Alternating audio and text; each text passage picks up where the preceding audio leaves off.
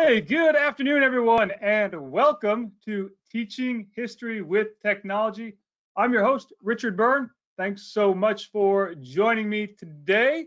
Today's session, we have about 35 people registered, so not quite as many as when I did this last week, but that makes sense, and I think that's a reflection of it being summertime, as evidenced by the sun that I got on my face over the weekend.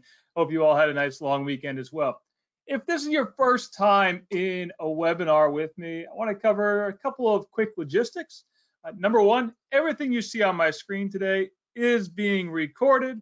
So if you have to step away to deal with your dog barking at the mailman or your kids screaming or whatever it is, don't worry, you won't miss anything. You can always come back and watch the recording later.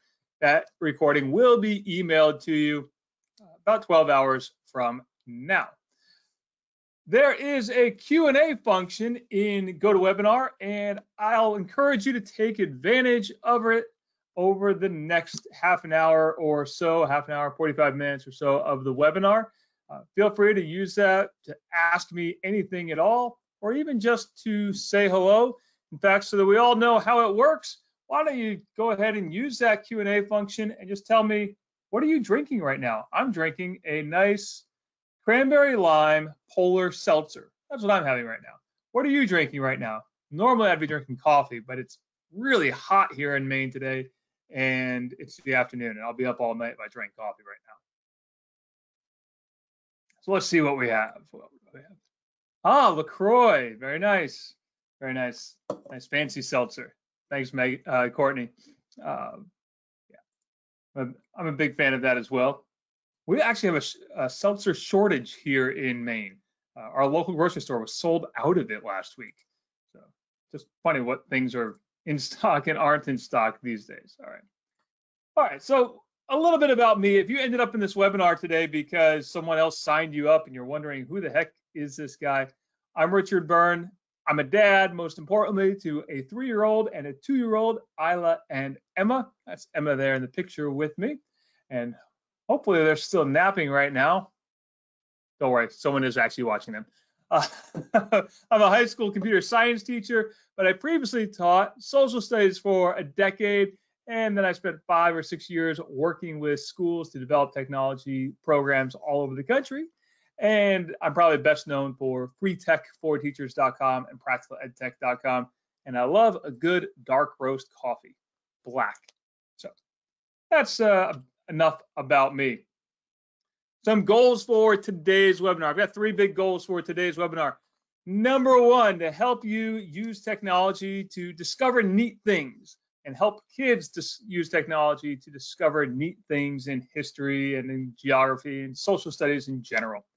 I used to call it teaching social studies with technology, but teaching history of technology rolls off the tongue a little better. We'll look at how to use technology to engage students in discussions around history and social studies issues, and look at ways to use technology to help students show what they know about history and about social studies and geography. Now, before we jump into some of the demos today, I want to point out a couple of things I like to always share at the beginning of a webinar. Number 1, I think that right now, a lot of us are heading into summer, and we might have had some other professional development plans this summer. I had planned to go to ISTE. I really wanted to go to ISTE this year. I also wanted to go to Constructing Modern Knowledge this year, and it finally worked out that I could go to both things in my calendar, and then both things got canceled. So, I'm taking the summer to dive into some other things, do a lot of webinars, both conducting them and participating in them myself. I'm taking a lot of webinars around computer science and computer science instruction this summer. So I encourage you to look at other ways to get your professional development in this summer. You don't have to get in the plane to do that, right? Or you don't have to drive anywhere to do it, right? Then I've got 3 agreements I like to share at every professional development thing that I do. 3 things I think we can all agree on. That technology offers us and offers our students some great opportunities that we didn't have when we were in school. Now, I always joke that I became the history teacher so that I could run the film strip. Beep, turn, remember? Who remembers film strips? If you remember film strips, I know something about your age right now. Do you remember film strips? Yeah. If you do, put that in the chat. Let me know, or give me a hand raise or a thumbs up if you know that if you know what a film strip was. All right. Okay. Good. I see a couple of hands going up there. Right. Today, technology is way more advanced. Classroom technology is way more advanced than the film strip. But I always mention the film strip because it was a deviation from the textbook and a deviation from the teacher standing in front of the room and talking to us about history. And today we have so many more opportunities. We all want what's best for kids, right? And we need to take care of ourselves to be good teachers. And part of taking care of ourselves is engaging in the PD that we like, reading that book that we enjoy, right? I'm reading this book right now. I've been reading it off and on, actually, called Digital Minimalism. Just reading a book like this is a great way to not only take care of yourself, but also to engage in some self-directed professional development. By the way, that book is written by Cal Newport, teaches at Georgetown, if you want to look that up. So we got a problem. There's a problem we have with all technology, but particularly in history. History is boring, quotation marks, right? I put that in quotation marks, right? We have this challenge. Have you heard that from a kid? Oh, history class is so boring. Right? Better yet, if you've heard from a student, history is so boring, and then you see that student 10 years later says, oh, Mr. Byrne, I hated history in high school, but I love it now. I get that all the time. Whether that's someone I meet when I'm at the golf course or wherever, it's someone saying, oh, I used to hate history, but now I love it. And history is not boring. It's that sometimes history was boring the way it was taught. Right? And technology gives us a great opportunity to make history not boring for kids. Now, as teachers, we always say we don't have enough time. I hear that all the time from people. Well, Richard, I don't have enough time to learn how to do this stuff. And I'll say right now, you don't have to revamp your entire history curriculum. You don't have to throw out all your lesson plans. You can just take a little bit of time and modify a lesson using some technology and make that lesson more engaging than it was before. The last little problem that I see a lot when we talk about history and using technology in history classes, so oftentimes teachers, sometimes students, but usually teachers, want to make these comparisons to the greats. I should put greats in quotation marks there. They think, I want to do a video project with my students, and they'd go from what could be just a nice, concise 90-second video to turning it into epic masterpieces that make us into the next Ken Burns. And we don't have to do that. To make an engaging history lesson with technology, you don't have to become the next Ken Burns. You don't have to host a film festival in your classroom. You can do some little things that really move the needle. So using technology kind of addresses these three problems, right? It can address the boredom. Right? The history is boring. Technology puts kids in the driver's seat a lot of times, right? And let them drive. The time piece, I'm going to introduce a framework to you for using technology that will save you time in the long run. And we're going to try to throw out these comparisons today. So this framework, Discovery, Discussion, Demonstration Framework, and I've used this for years. I've used this for more than a decade now in all manner of content areas because it can be applied to every grade level and every content area when you start thinking about using technology. We're going to use technology to help kids discover new things. This is going to go beyond Google. We're going to use technology to help kids engage in discussions. Discussion can mean a lot of things. It doesn't necessarily have to be raising your hands in class. And we're going to use technology to help kids demonstrate what they've done and what they know. So that's where we're headed right now. Let's start with this piece of discovery. The discovery, I call this technology integration level 1. So our first step. And for a lot of people, this is Google and Bing type of searches. There's nothing wrong with that, because that's kind of our gateway into using technology in the classroom. But a lot of kids don't know how to search. I'm going to talk more about not knowing how to search in just a moment. Some other discovery things you might not think about, or may have seen, may have heard about, but you haven't used yet. Virtual reality with a little Google Cardboard viewer like this. That's a little $7 piece of cardboard. It is literally a piece of cardboard with a couple of lenses in it, plastic lenses. You can even make these, actually. You can make these yourself. I have. I didn't make this one, but I have made them in the past, and they worked okay. This $7 store-bought one is better, but you can make your own. Take your phone, your iPhone, Android phone, drop it in there, boom. Now our kids are exploring places around the world. That's why I love Google Expeditions, because Google Expeditions puts kids in the driver's seat to dive into places that they would just see on a 2D map in the past. I love maps. Hand raises for who likes maps? Who loves maps and just looking at maps? I've got 3 on my office wall over there that are USGA's top of crowd. Ah, Steve put his hand up. Yeah, Steve likes maps. Who else likes maps, right? Okay. We got a few. Courtney likes maps. We got quite a few people who like maps. Good. No, I've got 3 on my wall there, and I love just looking at them. And I think a lot of kids do. But using virtual reality, now kids aren't just looking at maps, they're looking at the places that are on the maps, looking street level at those places in the map. And Google Earth and Google Maps, speaking of street level, are good for those. So let me give you a little demo of a couple of concepts here.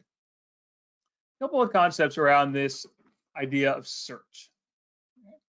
So first of all, I'm going to do a search here using a tool that I think a lot of students overlook. And actually, before I even do this, I should mention, shout out to your school librarian, your teacher librarian. And if you're a teacher librarian who's here in the chat today, put your hand up, let me know. Before I do anything about search, I always need to remind you, talk to your teacher librarian, your school librarian, or your public librarian, and ask them what kind of databases your school has access to, because there's a lot of great stuff that students can access with the help of their school or teacher librarian, but can't find just in a public Google search. Okay. So talk to your teacher librarian first of all. But then I'm going to go into this tool, Google Books, books.google.com. And I'm going to do a quick search here. This is one I use a lot. I use the War of 1812 example in a lot of my demonstrations for a couple of reasons. One, we get different perspectives. If I have anyone from Canada here, tell me who won the War of 1812. Different perspectives on the outcomes of the War of 1812 based on where you are in the world. So I like to use that one a lot for my demonstrations. But I'm doing my Google Books here. Let me blow it up a little bit. Now, I'm going to go in here and say free Google eBooks. For now, I'm just looking for free Google eBooks. And I'm going to say just books for now. You can see there we have magazines and newspapers as an option. And I want things that are published in the 19th century. Now, you may have noticed in there, I can do a custom range. I could even do things that were published, say, 1820 to 1850. Okay? I could narrow it down quite a bit. Let's take a look at this first book that comes up here. Okay? Published in 1882 by Theodore Roosevelt. Now, when I do this search, okay, and I open this book, I can search within this book itself. So do a search for New Orleans. This pulls up every page in the book that mentions New Orleans. And I can jump to that page directly. And in this upper right corner, let's go and say share a clip. I can clip out that section of the book, copy it. Now I'll put it in my Google Doc or my Word doc or wherever I'm organizing my research. Copy that, boom, right there. Or I can even just do a link directly to an image of that section of the book. And again, maybe put that in Google Keep or OneNote or wherever I'm keeping track of the things I find in my research. Now, from here, you notice I can also go in and download the entire book. I'm not going to do that in a live webinar right now because it'll suck up all my bandwidth, I think. But you can download the entire book as a PDF. Now, that's for books that are in the public domain. But even if a book is not in the public domain, you can still often do a search within the book using Google Books. So I'm going to do another search, War of 1812 again. Again, a very generic search here. I've selected any book from any time. Any book from any time. And anything that has this preview option, if I open it, I can do a search within that book.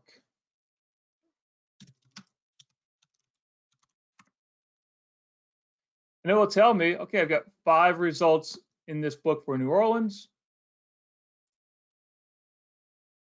Click on it, go to that page. Now you'll notice up here, I don't have the option to clip that section because this book is still protected by copyright.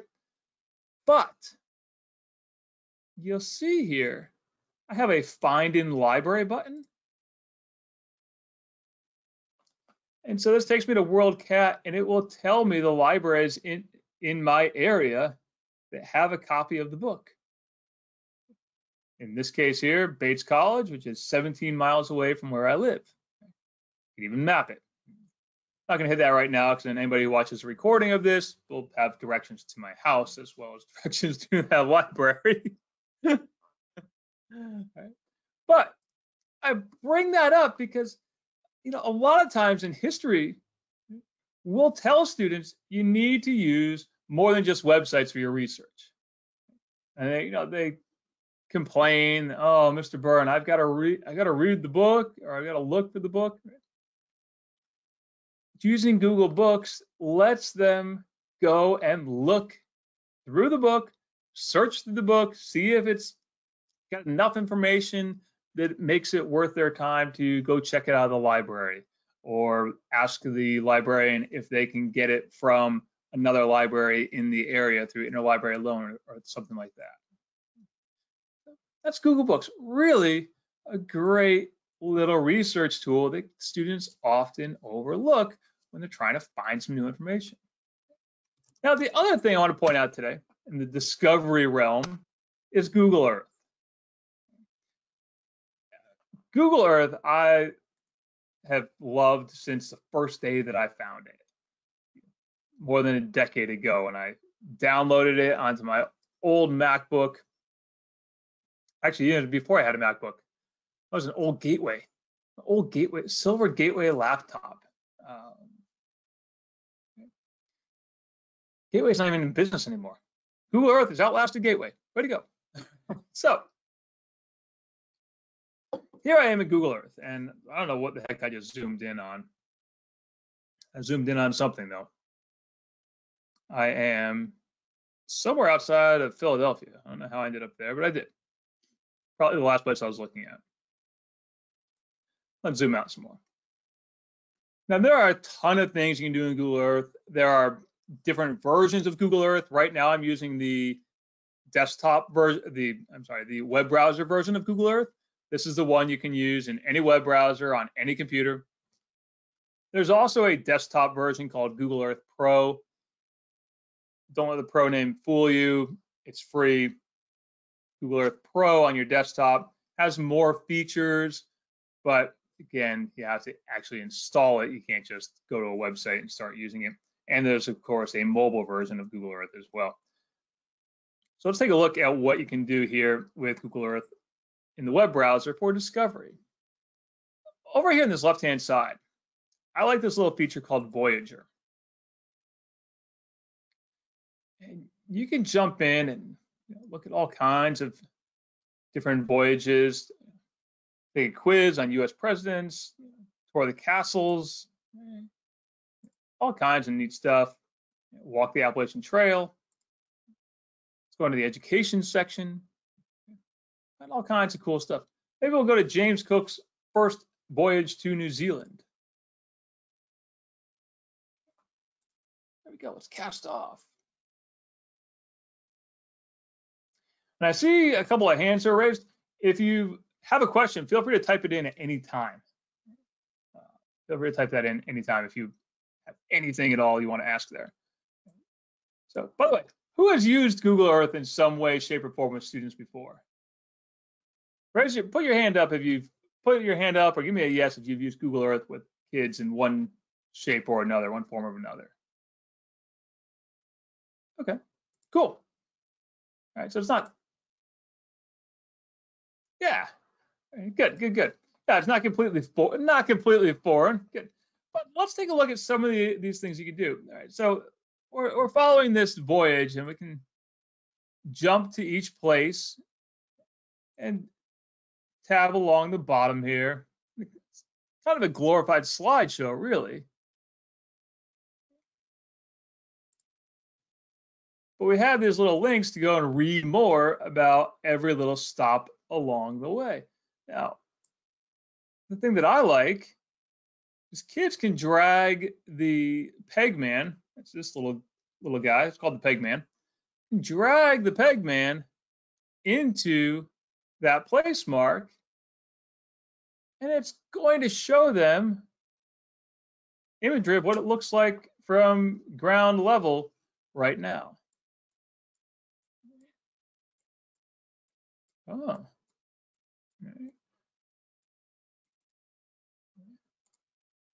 And we can move it around, zoom back out, drag peg man down again. Anywhere that's blue, peg man can go. And in this case, I'm looking at the back of a car, right? But we got different things, and we can go up and down the road.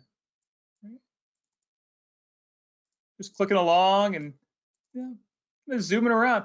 That's a great way, and this is not maybe the best example ever, but it's a great way for students to understand what's a place look like today that they're reading about, or they're studying in a lesson.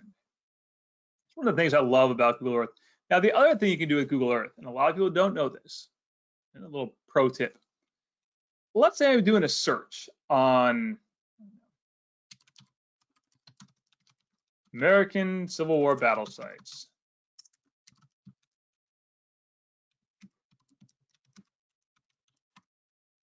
I do my search.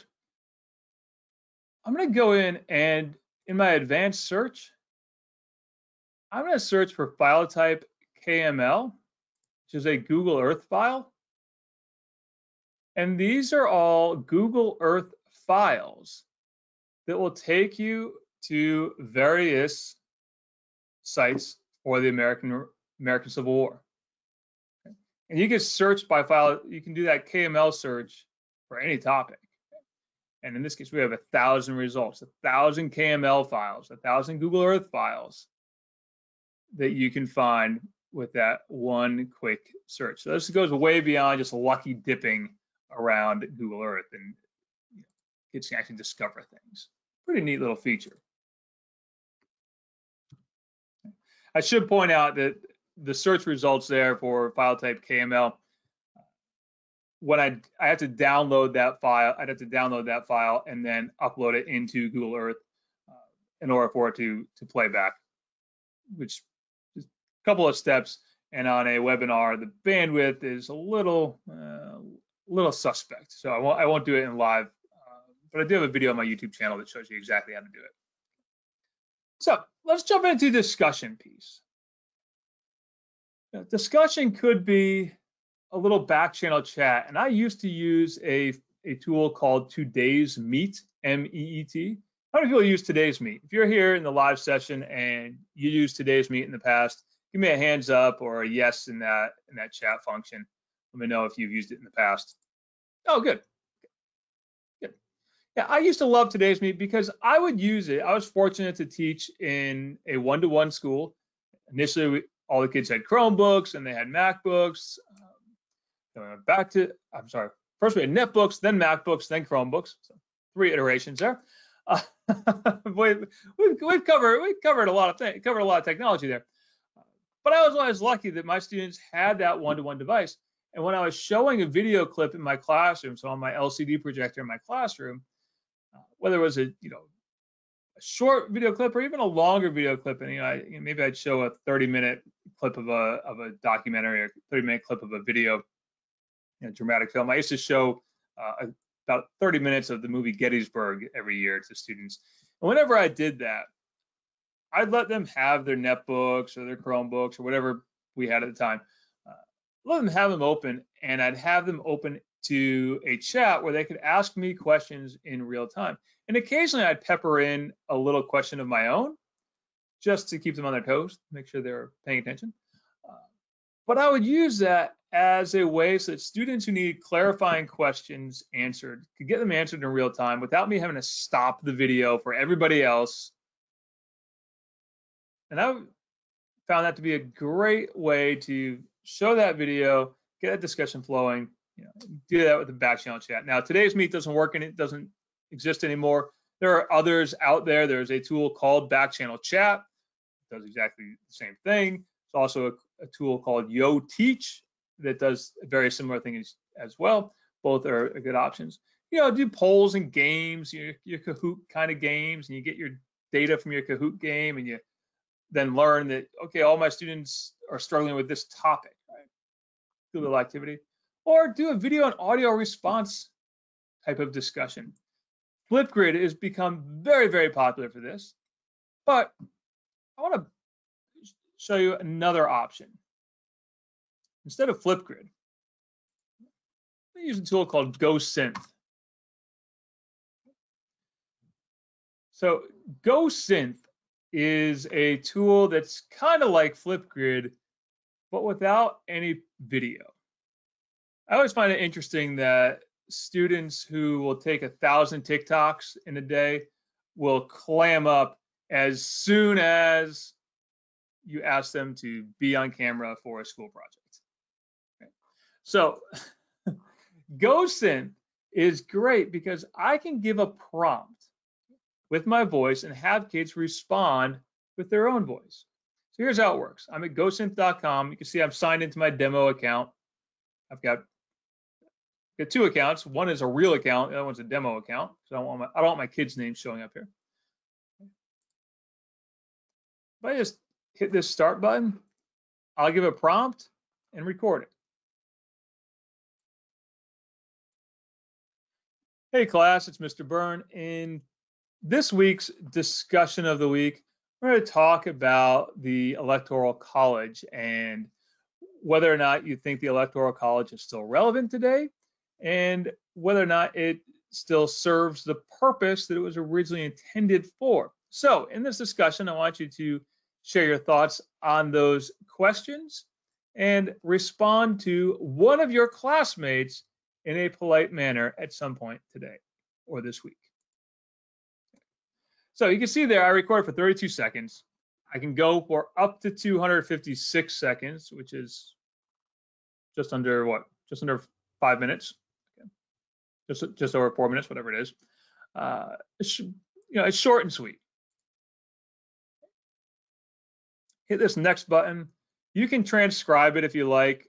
I find the transcription to be a little bit off.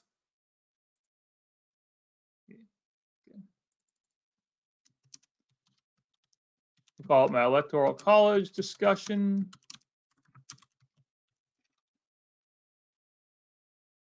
You can see here, I can add a little file if I wanted to. Maybe I'll put a link into to a website about the electoral college or something to that effect, or maybe a link to a Google Doc that we used in class for an outline about the electoral college. Let's publish it. So now I've published it and I can share it. I share that link with my students, or in this case, I'll share it live to all of you. And you can click on that link and record a reply to me by just clicking this little button that says create thread. And you can start recording a reply to my conversation. Now, I should point out about GoSynth that you can moderate it. You can turn on the option to listen to all recordings before they appear live. And if you're using this in your classroom, I would definitely recommend doing that. But in today's demo, I trust that no one's going to say anything inappropriate in that thread. All right, so let's take a look. Now we've done the discussion piece. Let's take a look at demonstration. And this is a piece I get excited about. I mean, I get excited about all this stuff. But getting back to my film strip days, I loved history. I fell in love with history because of film strips, and reel-to-reel. I had a 5th grade teacher, Mrs. Zahowski, who would slow down the reel-to-reel with her hand sometimes to make sure that it didn't get all wonky. I guess I'm dating myself now. Now you have a sense of when I went to elementary school. But I loved history because it kind of came alive for me when I saw those film strips, when I saw those reel-to-reel videos, and then later VHS tapes. DVDs didn't come along until after I was out of high school. But that's when I fell in love with history. And when I was in 7th grade, my history teacher, Mr. Bednarz, he had us doing some video projects with those old VHS tapes that played the little VHS tape inside it, little handy cam cameras. We spent weeks and weeks on it, and at the end, it was probably not the best video ever made, right? But it was a way to get us to demonstrate our understanding of the topics at the time. In that case, we were making a video about India. We'd done some research on India in 7th grade. It's funny what you remember about school. But anyway, that was 30 years ago. So today we can make videos, we can make podcasts, we can make a multimedia timeline. I love multimedia timelines, by the way, because it lets kids bring in the videos and the podcasts that they've made, lets them bring in slideshows and pictures they've taken, lets them combine a whole bunch of stuff into one place, right? It's a nice update to that old classic write a timeline on a piece of paper sort of project. You can create a virtual tour today. Not only can we watch virtual tours, we can make our own. And there's even tools now to make your own app, make your own history app, even if you've never coded before. No computer science background at all. You can make a history app today. So I'm going to give you a little demo of my all-time favorite multimedia timeline tool. It's called Timeline.js.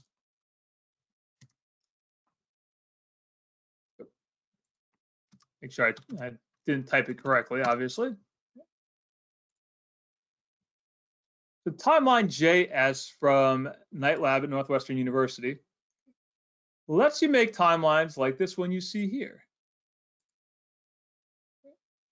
where you can include maps, you can include Google Maps links, you can include video clips and various pictures in the background, right? Or just do straight text. You can see there's a little podcast included in this one, a little SoundCloud recording included in the timeline itself. So let's make one real quick right now. So first thing you need to know, you have to have a Google account of some kind. It can be a Google spreadsheet. I mean, it can be a Gmail account, or it can be a school issued Google account. Doesn't matter. Either one is fine.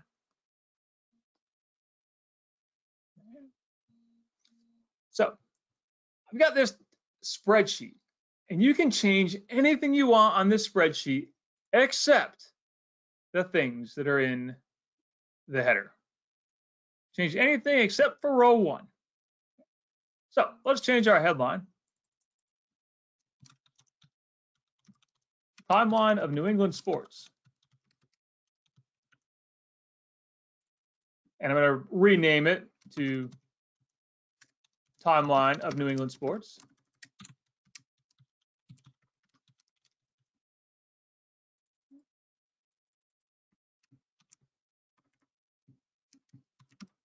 As this calls one a short demo. Now, you can put in any picture that you can link to online. I should say any picture that's Creative Commons or public domain or that you own, you can link to it and display it here as part of your timeline. You can change any of that stuff out. You see there, I can put in media captions. So in this case, for media, I'm going to use my favorite source of public domain pictures, which is Pixabay. Look for a picture of Fenway Park. I'm going to copy that image address.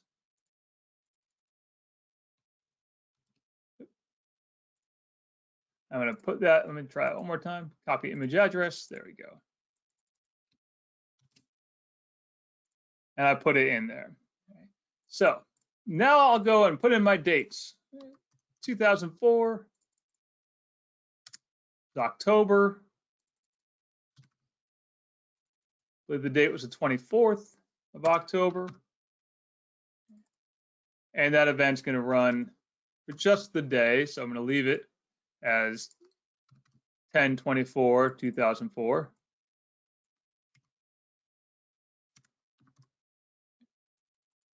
And put in my title, Red Sox win World Series.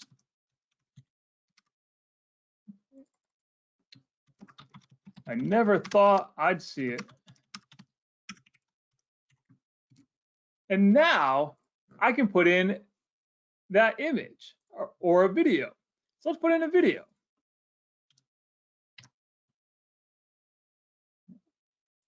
Let's say final out 2004 World Series. Thank you, YouTube, for making all this stuff available, or the MLB network in this case. Let's get that link. Put it in place. Call it MLB network.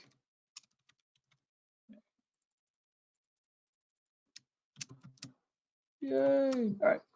Now, I can go in and make as many events as I want. I can just keep expanding the spreadsheet, but for the sake of time today, to wrap this up in a timely manner, I'll just do that one event. I'm going to go and publish this spreadsheet to the web and publish it. I'm going to get the link to my new published spreadsheet. I put it back here in timeline.js little template.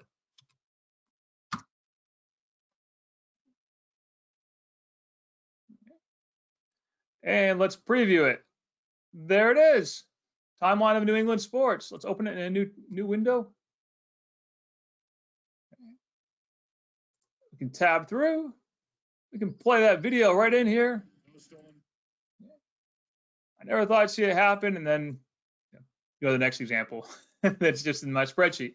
Now, because this is done in Google Sheets, it can be collaborative. You can have your kids share the spreadsheet and fill in different events on that spreadsheet.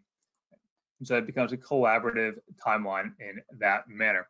So we've covered now an option for discovery with Google Books and Google Earth. We've covered an option for discussion with GoSynth, and we've looked at some demonstration with multimedia timelines. I know it went by really quickly, so I want to remind you, you don't have to do all these things at once.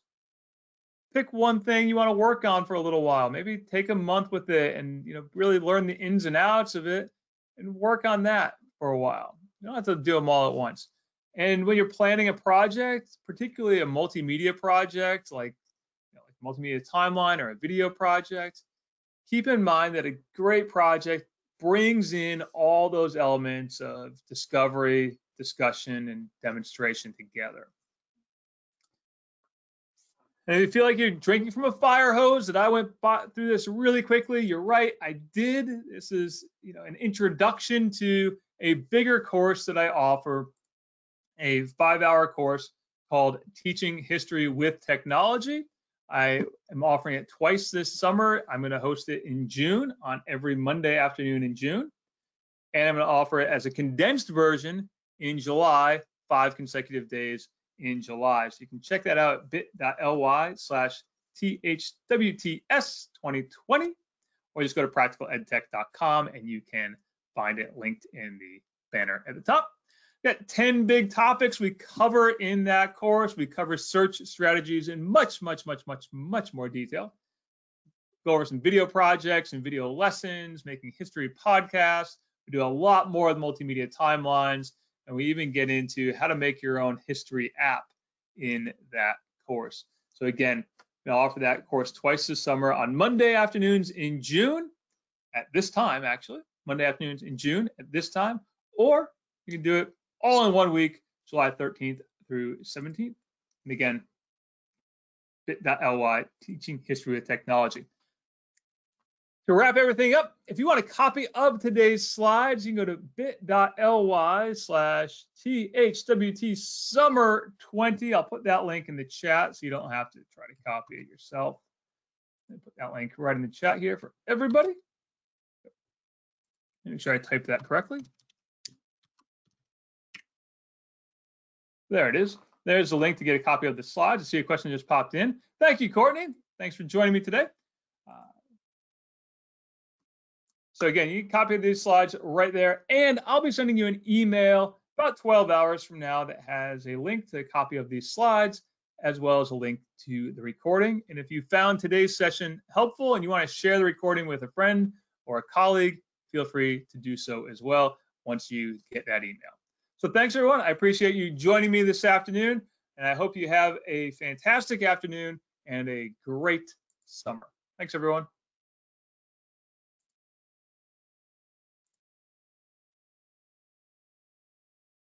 Oh, thanks, Steve. Appreciate it.